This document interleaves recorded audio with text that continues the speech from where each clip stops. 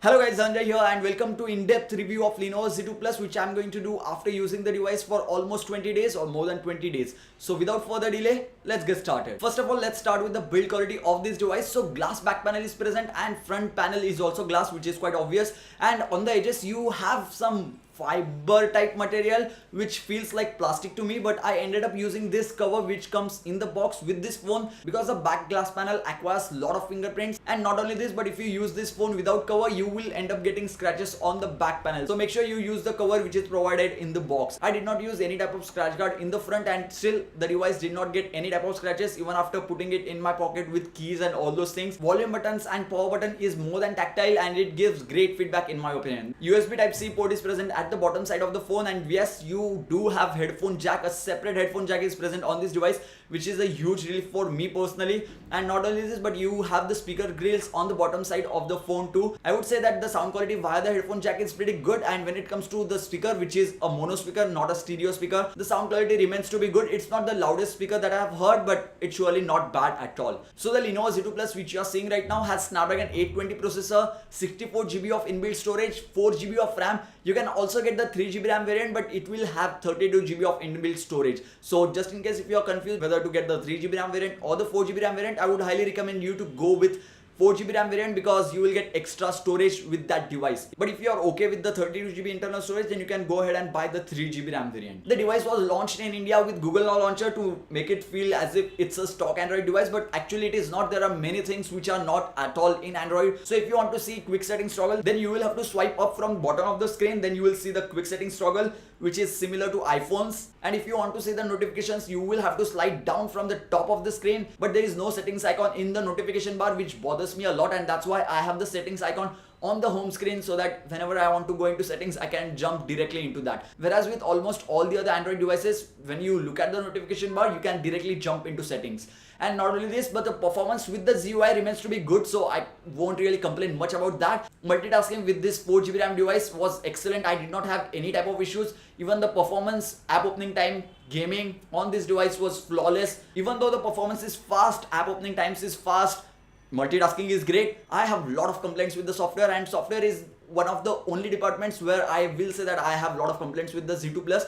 Is that when I use the device very heavily, like I was playing Pokemon Go continuously, which uses GPS, which was using my 4G data pack. I was listening to music via Wink application, and at the same time I was doing some other stuff like watching YouTube videos in between, then switching between multiple applications. I found that the device used to shut down automatically, or the device used to stop responding, and the not responding thing happened at least once in a day when I used the device very heavily, and sometimes it even happened twice or thrice in a day. When I use the device very lightly, I do not play like a lot of games and I just go through some application, I watch YouTube videos, then this type of thing does not happen. And few times the device restarted automatically, and let me clarify myself that this does not happen on hourly basis. It happens once in a day, or sometimes in extreme cases twice in a day. I use the device for 20 days, so I can surely say that it did happen, and these issues can be fixed by Lenovo, and I hope that Lenovo fixes these issues with future software updates. The device is currently running on 6.0.1. The company has promised to give Android Nougat update to Lenovo Z2 Plus, but when is it going to come on the Z2 Plus? We are not completely sure yet. So let's see when it comes. After this, now let's talk about the battery and charging times with this device. So when I charged this device with a quick charge 2.0 charger, it took me 2 hours and 30 minutes or a little bit less than that to charge the device from 10% to 100%.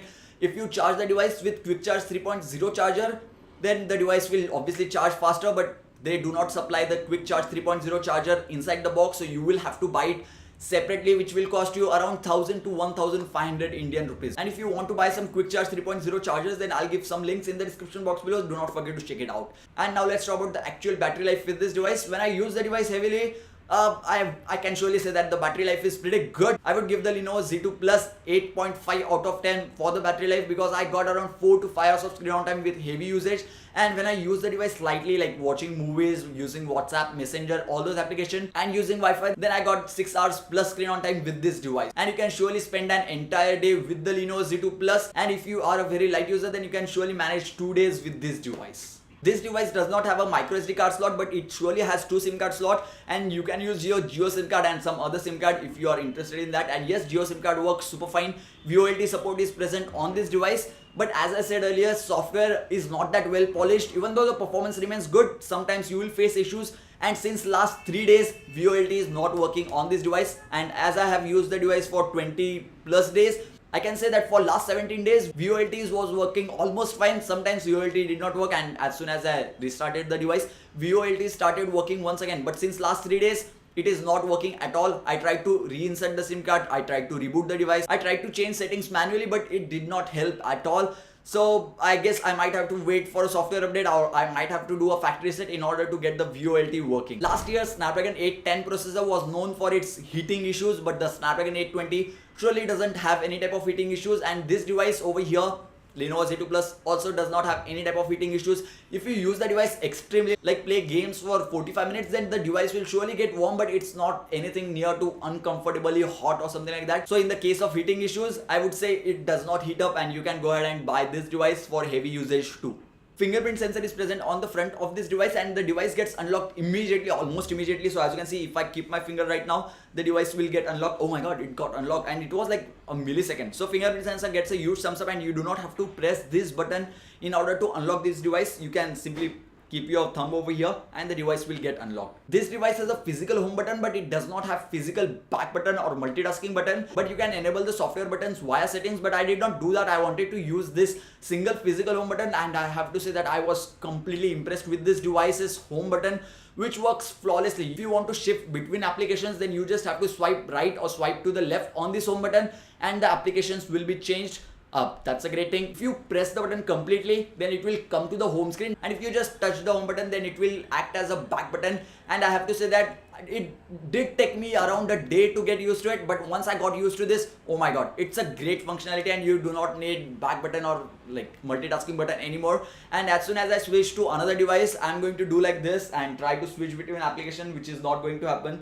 So yeah, this device has a 5-inch 1080p display. Maximum brightness and the lowest brightness are pretty good, so you will not be facing any type of issues when you go outdoors or when you are using the device at night when all the lights are completely off. But one of the issues with the software once again is that when you use the auto brightness with this device, the brightness change is not completely subtle, it changes brightness suddenly, which you can notice completely. That's one of the minor issues present on this device as of now, and this issue once again can be fixed with the software update. And if you use the auto brightness sensor, something to note about. 13 megapixel rear facing camera and 8 megapixel front facing camera do a decent job in good lighting condition. If you are into camera and if you are expecting great pictures via the Z2 Plus, I would say you should not expect great pictures in low light or something like that. But when it comes to ample amount of light, as you can see on the screen right now, the pictures come out to be extremely good. You can shoot 4K videos with the rear facing camera and 1080p videos with the front facing camera. And not only this, but you can also record slow motion videos with the rear facing camera, which can go up to 960 fps. So you have the option of choosing 120 fps, 240 fps or 960 fps. Call quality with this device was very good. I did not face any type of issues with Jio SIM card and my 2G Tata Docomo SIM card too. So yeah, this is pretty much it for the full in-depth review of the Lenovo Z2 Plus after using it for 20 days. And let me answer one last question. Should you buy the Lenovo Z2 Plus? Before I answer that, let me tell you that while using this device for last 20 days, there was not even a single day when I regretted that I am using this device, because the performance was top notch, sound quality was great, the display is great, the battery life is also great. Barring some software issues which are present on this device, which I hope Lenovo will fix in the future, I can surely use this device as my personal daily driver, and that's why I can surely recommend you to buy this device if you have the budget of 18,000 to 20,000. But if you have the budget of 25,000 or around that, then I would highly recommend you to go with the OnePlus 3, which is available for 28,000 rupees if you can extend the budget on. So yeah, this is not it for this video guys. Thanks for watching. Don't forget to hit that thumbs up button down below, and let's see if we can reach 1,000 likes on this video. And if you want to subscribe to the channel, then don't forget to hit on my face right now and do subscribe, because many more awesome reviews like this and many more awesome videos like these are going to come on the channel pretty soon. And if you want to watch more content, because if you are free right now, then don't forget to click on this video and watch it. So yeah, thank you guys, thank you for watching. Bloopers टाकणार का आज? आज टाकतो. अरे काय ते लक्षात नाही राहत रे बऱ्याचदा. पडदा बंद कर ना. Come on camera, focus on me, पडदा नाही लावा गाडवानी. Hello guys, Dhananjay here, and in this Hello guys, Dhananjay here, and Dhananjay here, and welcome to in-depth review of Lenovo.